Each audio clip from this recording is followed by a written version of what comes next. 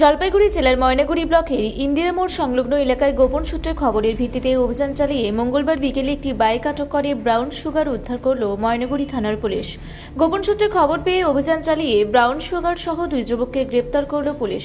বাইকে থাকা দুজনকে আটক করতেই এই মাদক উদ্ধার হয়। ধৃতদের নাম অসীম সরকার এবং অনিল সরকার। দুজনেরই বাড়ি ময়নাগুড়ি ব্লকের বাগজান সংলগ্ন এলাকায় বলে জানা গিয়েছে। পুলিশ সূত্রে জানা গিয়েছে উদ্ধার হওয়া ব্রাউন সুগারের ওজন আনুমানিক 6 গ্রাম। পুলিশের প্রাথমিক তদন্তে জানা যায় চ্যাংড়াবাঁধের দিক থেকে ময়নাগুড়ির দিকে আসছিল ওই বাইকটি।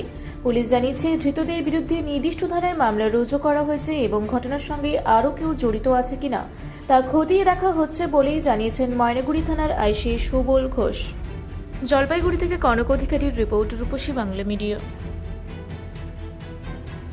আপনারা দেখছেন রূপসী বাংলা মিডিয়া।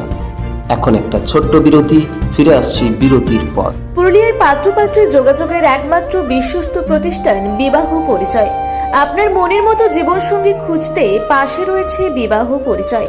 তাই আর দেরি না করে আজই যোগাযোগ করুন বিবাহ পরিচয়। Municipality commercial complex, 2nd floor, Chaibasa road, opposite PWD office, Purulia. Mobile নম্বর 9232440272।